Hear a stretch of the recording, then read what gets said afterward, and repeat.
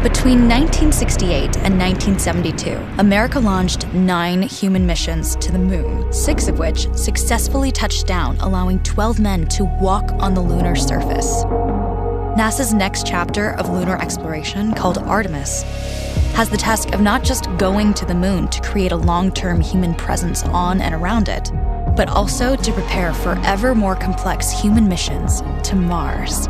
In short, everything we must be able to do here, we must first do here. So, what will an Artemis mission look like?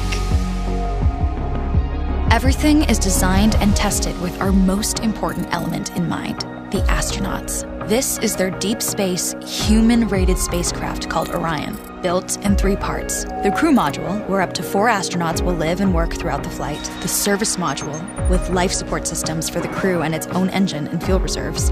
And a launch abort system, with engines capable of pulling the crew module to safety during launch should anything go wrong. To accomplish the task of launching our crew and heavy payloads, NASA is building the Space Launch System, comprising of a cargo hold, an exploration upper stage, a massive core stage, and 2 extended solid rocket boosters. Altogether, this is the world's most powerful rocket, and it exceeds the legendary Saturn V of the Apollo era in numerous ways. Sitting on the launch pad, the entire rocket, fully fueled, weighs just over 6 million pounds, 5.2 million of which is just the fuel. Once ignited, there is no stopping what comes next. All 4 RS-25 engines and the 2 solid rocket boosters come to life, thundering our crew upwards. 2 minutes after ignition, the solid rocket boosters are spent and released. 8 minutes after launch, the core stage is depleted and separated. The upper stage fires briefly, placing Orion into a parking orbit around the Earth. Here, the crew reconfigure the spacecraft and check systems to confirm everything is ready for deep space travel. With a go from mission control, the crew reignite the exploration upper stage engines to leave Earth entirely. The exact timing of this maneuver is critical to reach a speed that can escape Earth's gravitational pull, but also put Orion on a course that will intersect the moon days later. Once this burn is complete, the upper stage of the SLS is jettisoned and the crew aboard Orion coast for several days toward all that awaits them at the moon. Approaching the moon, we see the fundamental differences between Artemis and Apollo. Instead of requiring Orion to serve as an expendable lunar command module or to carry a constrained lunar lander, the Artemis missions will take advantage of a different approach: pre-staging. Everything needed for lunar missions will be positioned in advance by commercial and international partners. This includes rovers, science experiments, and human-rated systems on the surface. But it also includes a dedicated lunar station in orbit around the moon called Gateway. Here at this station, we can pre-stage a robust lunar lander and establish a strong communications relay.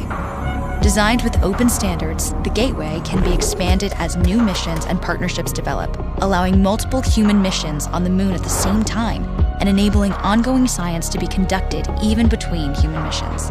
The Gateway is also capable of adjusting its orbit to allow access to every part of the moon, something the Apollo missions could not do. But the real key in this approach is placing Gateway in a unique halo orbit to perfect the maneuvers needed for Mars missions. And with the growing list of commercial and international opportunities, Gateway is the ideal hub between Earth and all that lies beyond. Returning to our crew as they approach Gateway, the Orion must match the elliptical orbit of the station in order to successfully dock. Once on board, pre-selected crew members transfer to the lunar lander, while those assigned to Gateway remain on station. The lunar lander system itself is built for 3 unique steps: descending from the halo orbit of Gateway down to a low lunar orbit, descending from low lunar orbit to the surface, and once the lunar mission is complete, launching from the surface of the moon and ascending all the way back to the orbiting Gateway.